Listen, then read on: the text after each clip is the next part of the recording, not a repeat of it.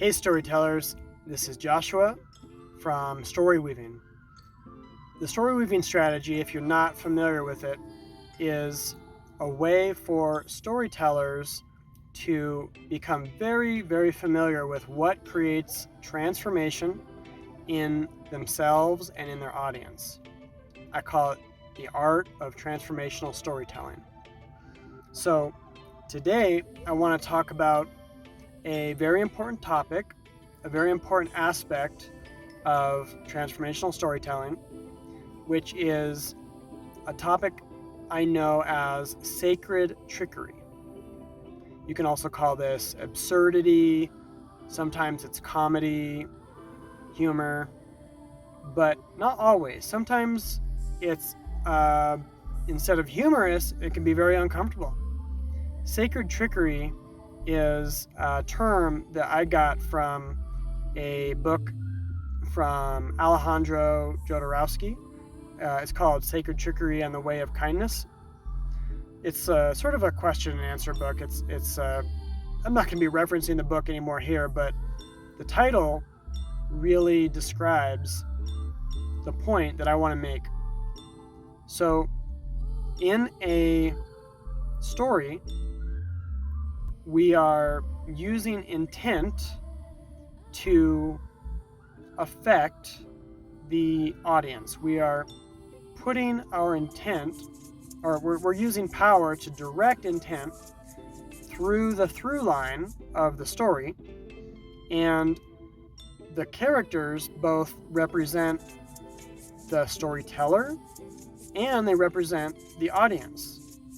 So essentially the storyteller, through their characters, is giving their audience the experience of what it's like to be them.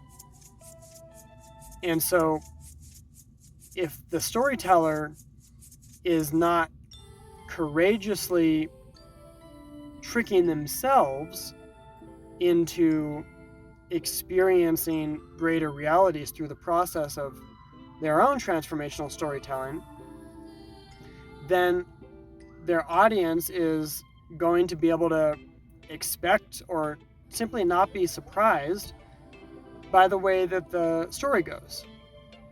And if the audience is not surprised, it's going to be a bland story. So sacred trickery is two important points. It's not just trickery, right? A lot of horror movies out there use trickery, and it gets the audience to feel something, but it might even leave them like more scarred or traumatized or afraid of change. It's the opposite of transformation. So sacred trickery is trickery that's designed for transformation. It's designed for revealing shadows and bringing more consciousness into that, which is known as maturity. Or it can be designed for awakening, which is disidentifying from thoughts.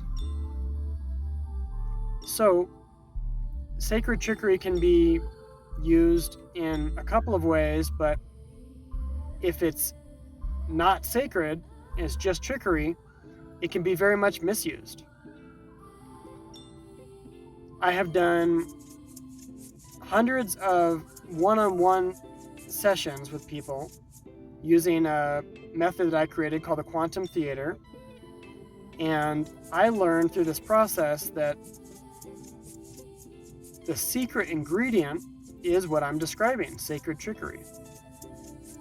If somebody has a very stubborn ego fixation and they're not allowing some kind of energy to pass through it, and they've created some kind of barrier, for me to bypass that and get around their ego's defenses, I had to learn sacred trickery.